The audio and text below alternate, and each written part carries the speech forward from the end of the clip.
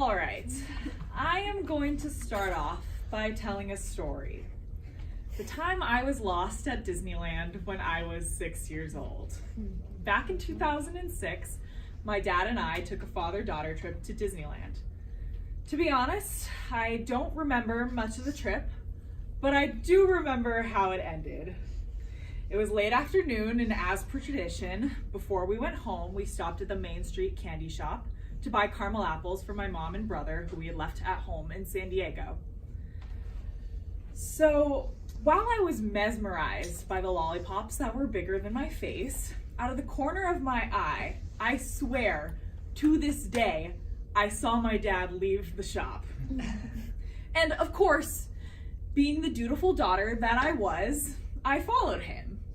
So as I followed my dad down Main Street, I began to realize, wait, this guy isn't my dad.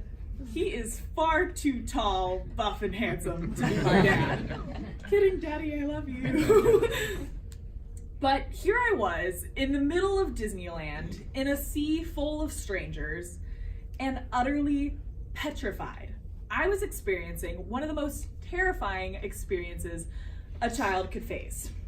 I was lost. Now, I don't really remember what happened next, but what I do remember is that I knew my dad would find me. And sure enough, he did. I didn't know this until my junior year of high school, when my dad and I decided to take another father-daughter trip to Disneyland. But apparently, that was one of the worst moments of his life. Not only was he utterly panicked, he shut down Disneyland while I was lost. Nobody in and nobody out until I was found. Now, you are probably wondering how this story is relevant to my experience with Thinking Beyond Borders. Well, the year prior to coming on TBB, I was lost, just like I was at Disneyland, except this time, I knew my dad would not be able to find me. I knew my parents wouldn't be able to shut down the entire world and make everyone stop until I was found again. No, the only person who could find me was me, because I was lost in myself. See, from January up until a week before coming to Guatemala with a group full of strangers, I was in an outpatient hospitalization program for depression and an eating disorder. And coming on this program, I no longer knew who I was. I defined myself so much on the things I had left behind when I entered the hospital. I was the senior class rep. I was a straight A student. I was president of a million clubs. All the things that pointed to the idea that I was doing fine was ripped away from me. So here I was in a new country with 17 strangers, and as the fates had it, one of our very first assignments was to share our river of life. The point of this assignment was to share who we were with the group in about 20 to 30 minutes. Going into this assignment, I thought I was very prepared. I mean, I had been talking to strangers about myself for the past 9 months. So when the time came for me to share my story, I talked and I talked. I shared everything that I thought defined me for about an hour. And keep in mind, we were only supposed to talk for about 20 to 30 minutes, max. So I told the group about everything I struggled with. I told them about how I had been experiencing my eating disorder since middle school, how I've been dealing with depression for much longer, how rocky my relationship was with my parents, and how we went to fix that. How angry I was at my brother and how alone I felt when he left for college. Needless to say, I spoke about everything that was not good in my life because I thought those experiences were who I was. But with my river, I never did answer the question, who are you? Who is Rachel Gordon? And the second I finished my river, I realized that I didn't answer those questions, that I couldn't answer those questions, even if I wanted to, because every time I looked inside myself, I would just wind up getting more and more lost. So thus began my quest for my time at Thinking Beyond Borders. Figure out who the heck Rachel Gordon is. So, after a whirlwind couple of weeks at Ushlabil, we made it to TechPon and truly began our TBB experience.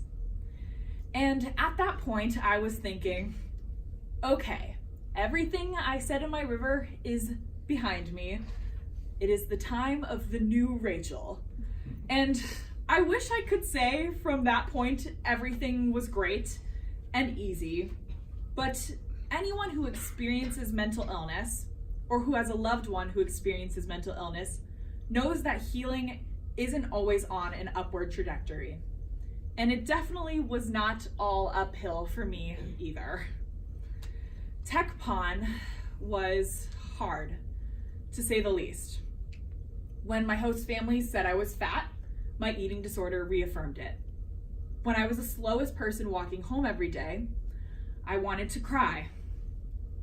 And when I was too depressed to get out of bed for a week, my shame took over. I was scared to tell the leaders, so I lied and told them I had diarrhea like everyone else in the group. And I couldn't tell my parents, who were my biggest support, because I didn't want to admit that even after 9 months of treatment and thousands of dollars, that I still was not okay. So I kept all of that in, and I didn't tell anyone because I thought I was alone and I thought I could handle this myself. Well, of course, that all came to a head, and that was during our hike up the volcano Pacaya. Prior to the hike, I was very nervous. I had been walking back from seminars alone because I was slower than everyone else, so I imagined that this wouldn't be much different. And although I was the last one up the volcano, unlike my walks home, I wasn't alone. Emma and Isaac had walked with me. To this day, I'm still not sure if they know how much their company meant to me. It meant the world to me, because with every step I took, my mind was telling me that I couldn't do it, that I was weak, that I was fat, and that I was worthless. But with their help, their patience and their encouragement, I made it to the top of Pacaya, and I realized that I wasn't alone, that I had 17 new friends who were there for me. And it was okay not to be okay, and it was okay to receive support. This moment was a catalyst for me realizing that I had the strength to do this trip, to take charge of my life. And even though my friends' support helped get me up that volcano, it was my body that carried me up the hill. It was my feet that kept me standing. And it was my willpower that told me to keep going. I knew that even though I was still lost, that I could do this. And although I had these moments like the one on Pacaya, where I felt strong and empowered and awesome, it wasn't as if those feelings stuck for the rest of the trip. It just wasn't smooth sailing. No, I still had a lot of self-doubt. It wasn't better with the snap of a finger in spite of how much I wanted it to be. Going into Thailand, I still struggled every day. It was only through experiences I shared with others and shifts in my perspectives that allowed me to move towards some of the changes I wanted to see in myself. One of these experiences I had in Thailand was with my host sister Lex from Guatemala. So Lex and I were having a conversation about how I still really struggled with body positivity. And she told me that even though she can't always be positive about the way she looks, she can still appreciate the strength of her body and how it carries her the places she needs to go. I had a very similar experience at Pacaya, but hearing it from someone who seemed so effortlessly confident and in love with herself affirmed the idea that self-love didn't necessarily come from achieving some external goal. It was about feeling gratitude towards what you already could accomplish. This moment was pinnacle for me because this idea of appreciation and gratitude towards what I could do could also apply to treating myself with more compassion rather than the impatience I was feeling towards my internal struggle. Although all I wanted was to figure out who I was, who Rachel could be without the weight of her eating disorder and without depression. I wasn't taking the time to love the parts I already loved about myself. But even with that notion, deep down, I believed that since I was still struggling with those aspects of myself, that I couldn't discover who I was and I couldn't love myself. But the problem wasn't that I was struggling with mental illness. It was that I was trying to find this idealized version of myself, that I was trying to discover something within me. When I was talking to my good friend Libby about not knowing who I was, she shared something with me that shaped the rest of my experience at TBB. What she told me is this: life is about creating yourself. If you spend your time trying to find yourself, you will always wind up feeling lost. Mind blown. The idea of creating myself, building myself up from the foundations that I had already begun to lay these past few months. When she shared this with me, something just clicked. It was like the missing piece in the question, who is Rachel? The reason I couldn't figure out who Rachel was, who she was to me, and who she was to others, was because I hadn't made her yet. I hadn't really defined who I wanted to be and set out for it. From there, I started on a new goal. Rather than find myself, I was going to create myself. With this idea of self-creation, I grew to accept the things I was still working on, or the questions I still had about myself that went unanswered. In Thailand, I took the time and space to begin construction on myself. I journaled, I painted, I played chess, I knitted a scarf, I danced around the house with my host sister Hadia. I allowed myself to cry without guilt. I allowed myself to experience my feelings of depression without shame. I opened up to my friends more about my struggles and my hopes. But most of all, I was patient with myself. Because like I mentioned earlier, the journey to health isn't linear, and construction on new buildings is always delayed. There are always hiccups on the work site, no matter how much you pay the contractors, workers, and managers. There was still that time when I cried to Adia about how I couldn't look at myself in the mirror. Or the time I was scared that I wouldn't get any gratitude notes from the group at Thanksgiving because I couldn't really imagine what they would be grateful for about me. Even with this idea of creating myself, I still struggled. But the difference about it this time around was that I allowed my depression and eating disorder to be part of me, but not define me, because that's not who I wanted to be. I didn't want to be all the things that have happened to me.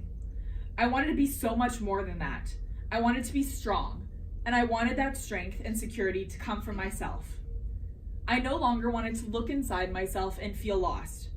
I wanted to look inside myself and feel comforted, because I knew that through the hard times, I would be there for myself. Even though I am still working on these feelings, I felt that sense of security more than I have ever felt before when I was in Ghana. For many of us, myself included, Ghana was the most difficult portion of the trip. I was very homesick. It was really hot. The internet sucked. Men treated me uncomfortably. Some of my closest friends had to leave the trip. And overall, I was just tired. And I was tired of TBB, and I wanted my dog. I mean, I wanted my parents and family too, but most of all, I just wanted my dog. But while there are all these external struggles I was facing in Ghana, I still felt so incredibly secure in myself. I felt more me than I had in my entire life. And most of all, I knew in my heart of hearts that I could finish out the trip strong and thrive in every moment. I can't point to one place where this idea of inner strength clicked for me, because it wasn't just one moment. It was built up brick by brick, and every time the cement wouldn't quite harden, I would just keep working until it was more solid than before. I can't say coming on TBB showed me who I am, because I still don't exactly know who that is. I am still building her, and I will be for the rest of my life. But what TBB has done was create a space for me to give and receive love, to question everything about the world and myself, to stand on my own 2 feet. I will be eternally grateful for this experience because it helped me create a piece of myself. It showed me that I can be strong even when I think I can't climb to the top of the volcano Pacaya. And it showed me that even when I feel weak, broken, and alone, that I can find security and compassion in myself. I want to take a moment to thank everyone on Thinking Beyond Borders who made this trip so special for me. Thank you to Lex for being a friend, a sister, and listening when you didn't even understand. Thank you to Emma for being my hiking partner. Thank you to Naomi for being my sister in every sense of the word except blood. Thank you, Francisco, for being a brother when I so desperately missed mine. Thank you, Harold, for making me laugh when I wanted to cry. And thank you, Molly Fox, for crying right alongside me. Thank you, Zachary, for teaching me it's okay to laugh at myself. And thank you, Lillian, for sharing books with me when I needed to escape. Thank you, Molly Herring, for opening your heart to me and always being my morality sounding board. Thank you, Corey, for always having open ears and open arms when I needed someone to hold me up. Thank you to Kelly and Isaac for giving me the space to make mistakes, to grow, and to learn. And last but not least, I want to thank myself. Oh wait, I just realized I didn't introduce myself. My name is Rachel Elizabeth Gordon. Who am I, you may ask? Well, I will tell you. I am happy. You know what else I am? I am kind, compassionate, creative, funny, sarcastic to a fault, simultaneously polite and rude, smart, curious, considerate, loving, and lastly, I am beautiful. Thank you.